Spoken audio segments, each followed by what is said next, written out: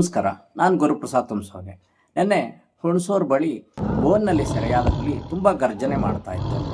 ಅದರ ಸಮೀಪ ಹೋದ ಅರಣ್ಯ ಸಿಬ್ಬಂದಿಯೊಬ್ಬರು ಎಚ್ಚರದಿಂದ ಮೊಬೈಲ್ನಲ್ಲಿ ಫೋಟೋ ತಗೋತಾ ಇದ್ರು. ಕೆಲವರು ಅವರು ಭಯ ಪಡ್ತಾ ಇದ್ದಾರೆ ಅಂತ ಕಮೆಂಟ್ಸ್ ಮಾಡ್ತಾ ಇದ್ದಾರೆ.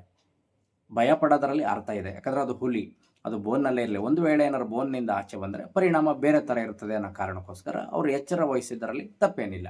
ಮುಖ್ಯ ವಿಷಯ ಏನು ಹೇಳಬೇಕಪ್ಪ ಅಂತಂದರೆ, ನಮ್ಮ ಕೇಳಿಸ್ಕೊಳ್ಳೋ ಸಾಮರ್ಥ್ಯ ಇರ್ತದಲ್ಲ, ಆ ಸಾಮರ್ಥ್ಯ ಡೆಸಿಬಲ್ನಲ್ಲಿ ಹೇಳೋದಾದರೆ ಪಿಸುಮಾತು 20 ಡೆಸಿಬಲ್ನಲ್ಲಿ ಕೇಳಿಸ್ಕೋಬೋದು. ಸಾಮಾನ್ಯ ಮಾತುಕತೆ 60 ಡೆಸಿಬಲ್ನಲ್ಲಿ ಕೇಳಿಸ್ಕೋಬೋದು. 85 ಡೆಸಿಬಲ್ ಏನಾರು ತಲುಪಿದ್ರೆ ಸ್ವಲ್ಪ ಕಿವಿಗೆ ತೊಂದರೆ ಆಗೋ ಸಾಧ್ಯತೆ ಇರುತ್ತೆ. ಅದು 120 ಏನಾರ ರೀಚ್ ಏನಾರ ಆದರೆ ಕಿವಿಗೆ ಹಾನಿ ಅಂತೂ ಖಂಡಿತ ಆಗುತ್ತೆ.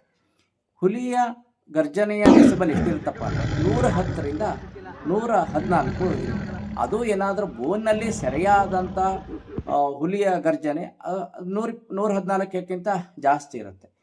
ಹತ್ತಿರ ಹೋದಾಗ ಅದರ ಗರ್ಜನೆಯಿಂದ ನಮ್ಮ ಕಿವಿಗೆ ತೊಂದರೆ ಆಗೋ ಸಾಧ್ಯತೆ ಕೂಡ ಇರುತ್ತೆ. ಅದನ್ನು ತಳ್ಳಿ ಹಾಕೋಂಗಿಲ್ಲ. ಹುಲಿ ಗರ್ಜನೆ ಸಮಯದಲ್ಲಿ ನಿಶಬ್ದವಾಗಿ ಏನಾರ ಇದ್ದರೆ ಅದು 3 ಕಿಲೋಮೀಟರ್ ವ್ಯಾಪ್ತಿಗೂ ಕೇಳಿಸುತ್ತೆ. ಅದರಿಂದ ಅವರು ಅರಣ್ಯ ಸಿಬ್ಬಂದಿ ಅಲ್ಲಿ ಹತ್ತಿರ ಹೋದ್ರೂ ಎಚ್ಚರದಿಂದ ಫೋಟೋ ತಗೊಂಡಿದ್ದರಲ್ಲಿ ಯಾವುದೇ ತಪ್ಪಿಲ್ಲ ಅಂತ ಹೇಳ್ಬೋದು.